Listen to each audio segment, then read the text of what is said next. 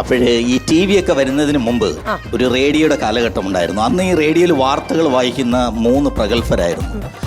അവർക്കൊക്കെ ഓരോ ശൈലിയുണ്ട് വാർത്ത വായിക്കും. അപ്പം അന്ന് രാമചന്ദ്രൻ സാറ് വാർത്ത വായിക്കുന്ന ഇങ്ങനെയായിരുന്നു: ആകാശവാണി, തിരുവനന്തപുരം, തൃശൂർ, ആലപ്പുഴ പ്രാദേശിക വാർത്തകൾ വായിക്കുന്നത് രാമചന്ദ്രൻ. ഇതാണ് അദ്ദേഹത്തിന്റെ ശൈലി. എന്നാൽ പ്രതാപൻ സാർ വാർത്ത വായിക്കുമ്പോൾ വേറൊരു ശൈലിയാണ്. ആകാശവാണി, തിരുവനന്തപുരം, തൃശൂർ, ആലപ്പുഴ പ്രാദേശിക വാർത്തകൾ വായിക്കുന്നത് പ്രതാപൻ. ഇങ്ങനെ അദ്ദേഹത്തിന്റെ ഒരു ശൈലിയായിരുന്നു. പിന്നെ ഗോപൻ സാർ ഡൽഹിയിൽ നിന്ന് വാർത്ത വായിക്കും. അദ്ദേഹത്തിന്റെ ശൈലി ഇങ്ങനെയാണ്: ആകാശവാണി വാർത്തകൾ വായിക്കുന്നത് ഗോപൻ. ഇന്ത്യ വിക്ഷേപിച്ച ആര്യഭട്ടയും രോഹിണിയും ചന്ദ്രനിൽ വെച്ച് വിവാഹിതരായി.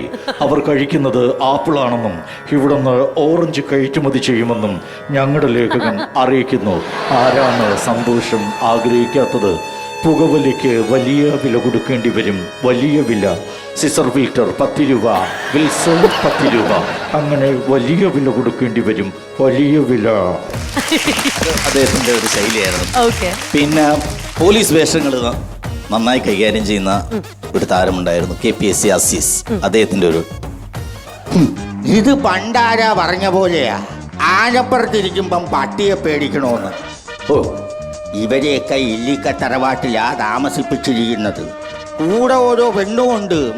അന്തിക്കൂട്ടിന് വിൻസൻ ഗോമസ് അറിഞ്ഞാൽ എന്റെ കഥ കഴിയും സാർ. എന്നാ പിന്നെ ചിയേഴ്സ്.